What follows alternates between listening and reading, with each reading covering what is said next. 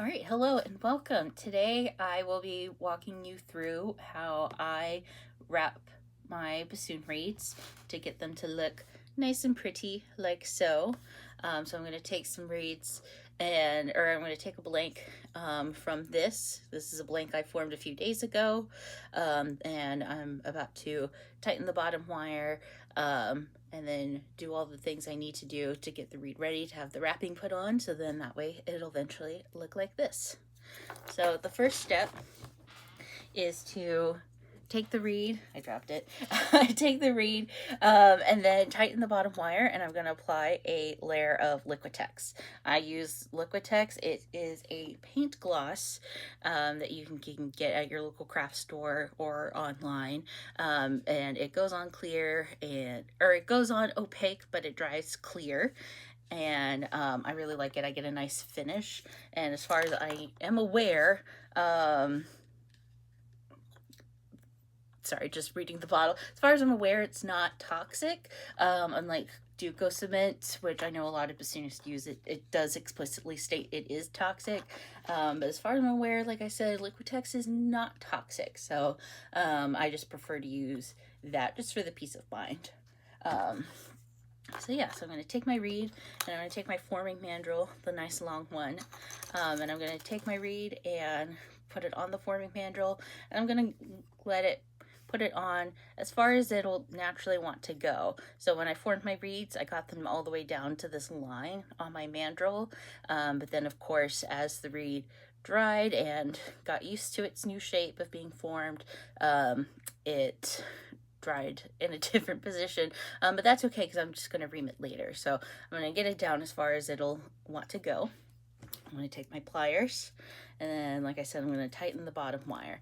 And with tightening bottom wires, it's very important to pull and twist with any wire. Pull and then twist. You want to pull straight out to pull the slack up, and then twist the wire to then tighten the wire. If you twist and pull at the same time, then you run the risk of the wire eventually being over twisted and weakening, and then eventually breaking off, and then you have to fully replace the wire. So to avoid that, like I said, pull and twist, pull and twist. And I do that until all of the slack gets pulled up.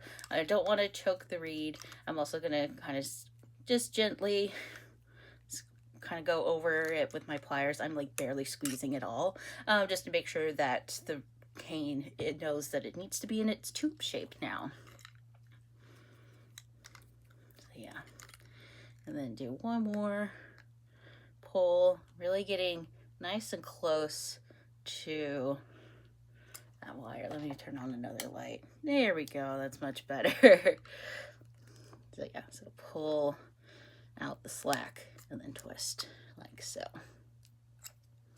Yeah, you can see I can like wiggle this, and then the wire is not budging. That's how I know it is good to go. And then I'm going to trim off the excess amount of wire. As you can see, I got the end result is this little nub here. The nub allows me to be able to wrap the turbine all the way around, so then the wire can be completely enveloped by my thread. I just prefer that for aesthetic reasons.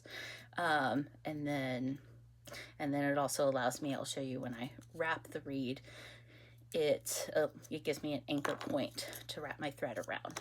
So I'm going to trim not too close, just like a millimeter or a couple twists, if you can see, and just trim off the excess wire like so.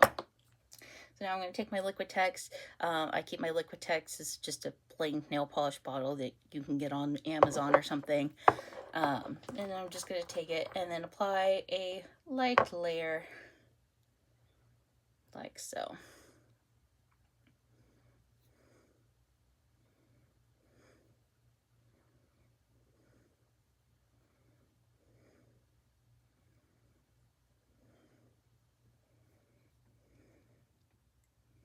Just get it spread all the way around.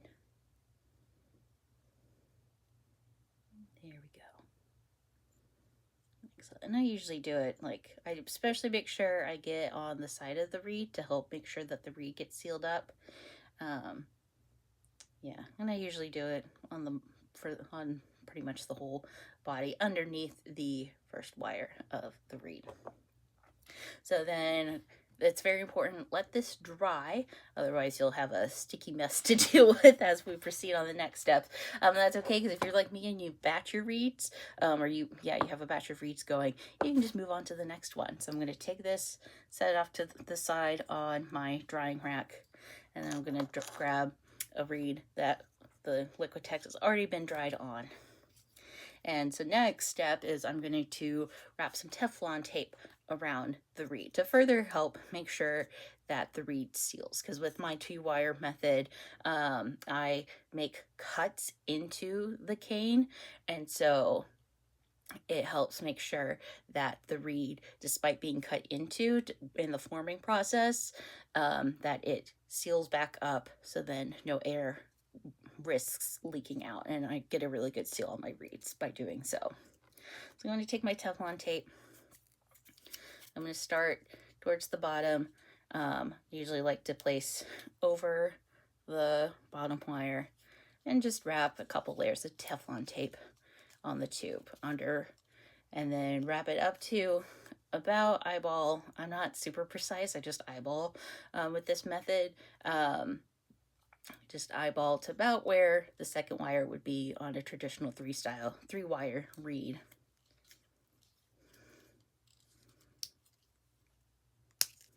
And tear off. You can cut it off, but it's just faster to tear it off. Isn't that funny? My Alexa's reminding me to order more razor blades. Yeah, so Alexa's listening, everybody, just in case you were wondering. So next, I'm not quite sure how to help you with that. Oh boy, sorry. Ignore that. Anyways, so next step is, once I got my Teflon tape on, yeah, again, not that much, just a couple layers of Teflon tape. I'm going to wrap my reeds. So I find if you're new to wrapping reeds, using a light color or even a multicolored thread is really helpful to be able to see where you're going. So let's see, I think the multicolor is speaking to me right now. So that's the type of thread I'm going to use.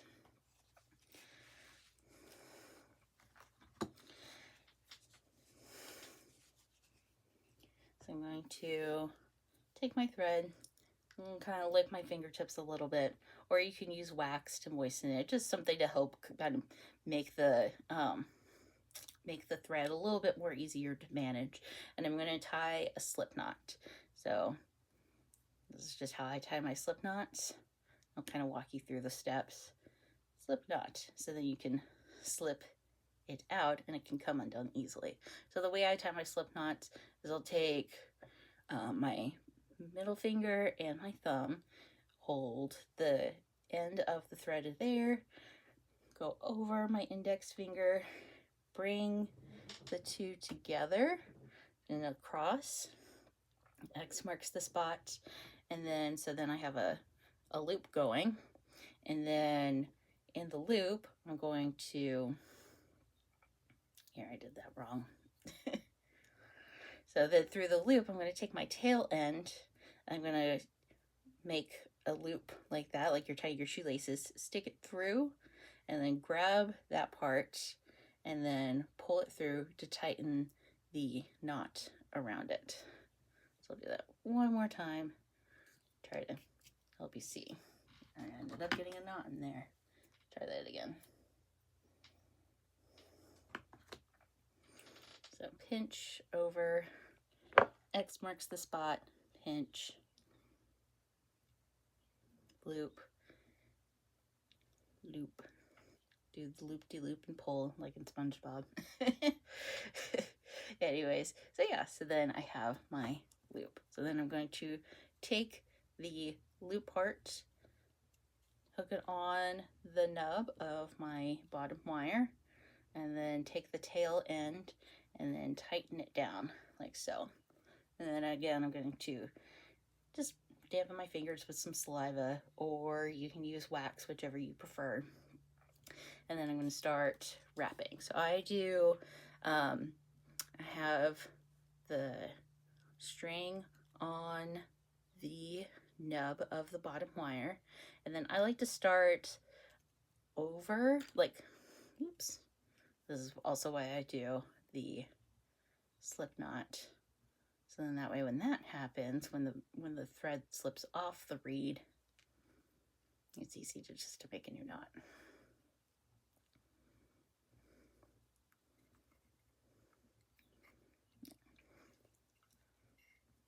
Okay, so I'm going to go place the reed and kind of stack the threads next to each other. So I'm going to first stack on top of the bottom wire. So you can see here's the impression of the bottom wire. I'm first going to go up and go around like so. And then once I get back to the center or get back to the nub, then I'm going to go down and then stack in place under the bottom wire. Yeah, you can kind of see with the shadows the outline. And then once I'm halfway around or I'm to the back side of the reed, then I'm going to cross over the bottom wire and then just continue. Now that I have this pattern established, just wrapping up and down, placing or stacking the threads side by side to get a nice even coverage. Yeah, try to keep my hands out of the way the best I can, the camera angle so you can see. But yeah, just place. And I'm keeping a fair amount of tension, not like a whole lot because you don't want to, because I'm using cotton thread. So if you pull too much, the fibers are going to separate and then your thread's going to snap and you'll have to start all over. And so, yeah, but just using a fair amount of tension. Sometimes it slips and that's okay. And just kind of redo it again, placing the threads side by side, going around, up and down. And you can see as I'm going around and I'm placing my thread side by side, more and more of the bottom wire is getting covered. Going up, going down, going up, going down, going up, going down. Again, placing side by side, not stacking on top of each other, and more placing side by side. Go up, down, and I'll do this until the bottom wire is sufficiently covered. I find getting a fair amount of coverage of the threads side by side from the get-go. It allows me to get the nice spherical ball shape that I like to have on my reed wrappings. So again, up, down, up, down, and I usually go until I get back to the nub. You see, here's the nub of the bottom wire. And I'll go up, and so then now we'll go up, and then I'm going to start placing separating them a little bit. So I'm going to maybe like a millimeter or two separate the wire, still placing next to each other, but adding in a little bit of space so you can get that crisscross pattern that you see on your bassoon reeds. And this is where the multicolored or light colored thread comes in handy, so you can really see when the thread's all wrapped on top of each other, really see what you're doing. So yeah, you can see the threads really coming through. Crisscrossy pattern starting to show. The green popping through the orange. And we're getting some blue or something in here. Again, just following the pattern that we've established of going up and down, holding some tension or keeping some tension in the thread, so in that way the thread stays tight and it's not going to want to unravel easily. Up, down, up, down, down.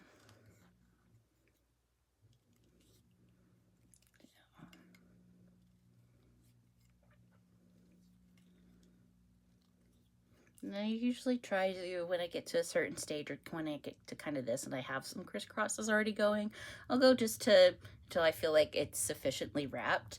I'm not super scientific about it, but just until, like, especially with multicolored thread, make sure that the pattern looks nice. And then, like I said, that the ball of the wrapping is a sufficient size and then kind of place the threads in their own little windows. So then, yeah, up, down, yeah, you can see, I like this, the shading here. So now that I got some pink, I think I'll let the pink be the outer on this turban before I start wrapping up the tube. So I'll go until the pink is pretty much done.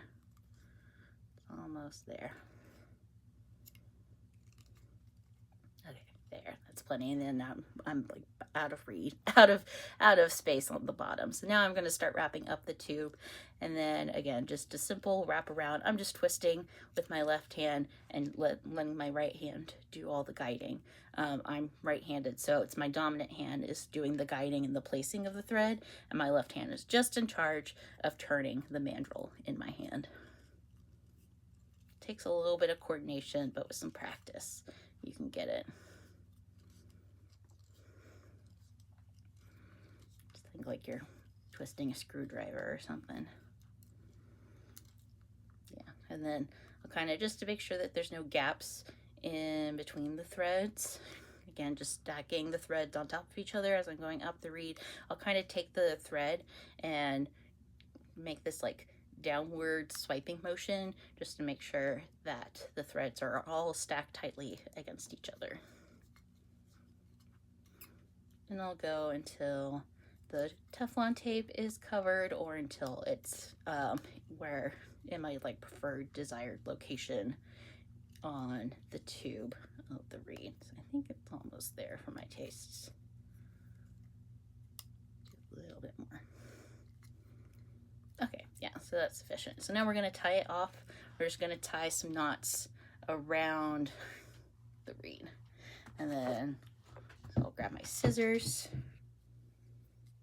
Sometimes things just fall when you make reeds, and that's okay.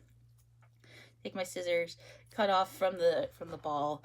If you don't want to wrap straight from the ball of your thread, that's totally fine. I would say cut off like a yard or so of thread, or a couple feet at least.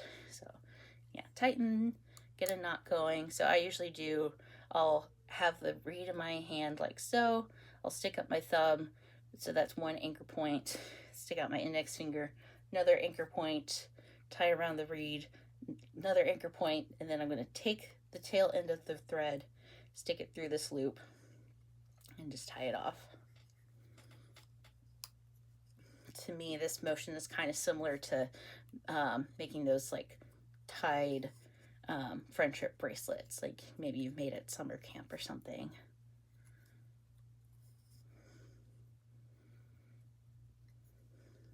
And there's different ways to do the ties and secures and wrap-offs. This is just how I learned, and it's what's worked for me all these years. So yeah, and I'll do that 3 or 4 times. I lost count. I'll do one more just to be safe.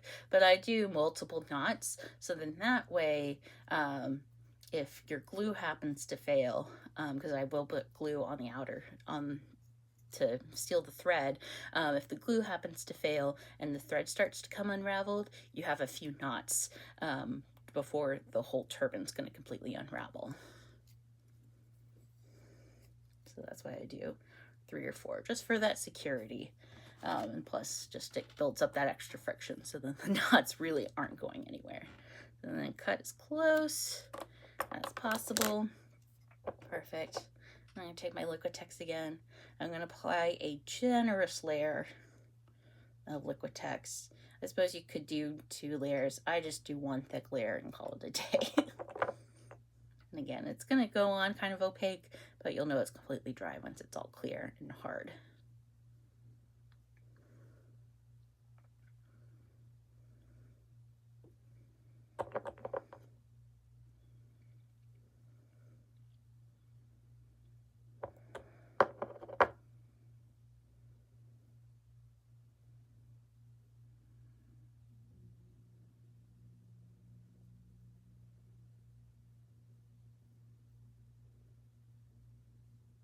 I'll just keep applying until it looks like all the nooks and crannies have the gloss on them, it looks like all the thread is sufficiently covered. Which is why I also make sure I get a lot on my brush when I pull it out. So that way I have a lot more to work with on when I'm applying it to the thread.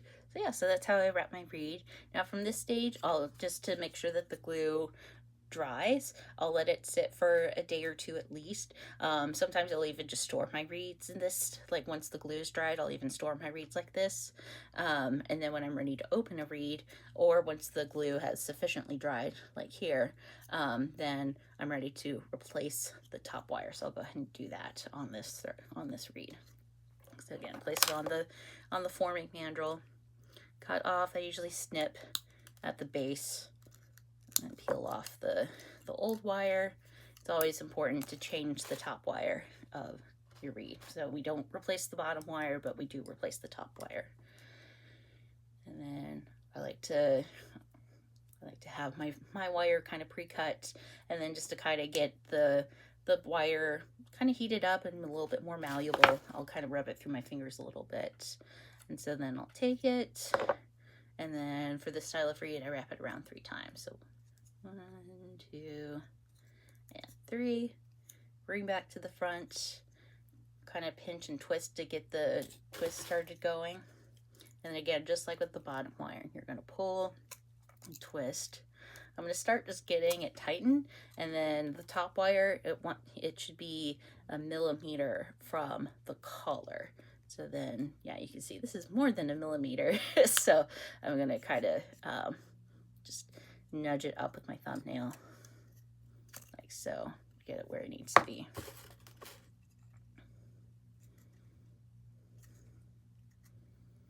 There. Then I'm going to cut off this so I don't poke myself. Go, and then continue to grab. You see it grabbed it, and pull, and twist. Grab, pull, twist.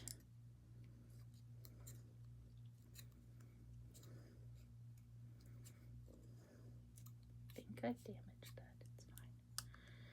Almost there. And then I do this until it's sufficiently tightened all the way down. You don't want to over tighten your top wire because you don't want to choke your reed, but just get it to where it looks like all the slack has been pulled up, and then if you wiggle it, it's not going to move too much. There. And then cut it off to a desired length, like so, and then it's ready to be folded down like that. Ta-da! And that's how you wrap a blank to get it from this stage to this stage, to a reed that's ready to be reamed, and then to have the tip cut open and worked on. So thank you for watching. Have a great day.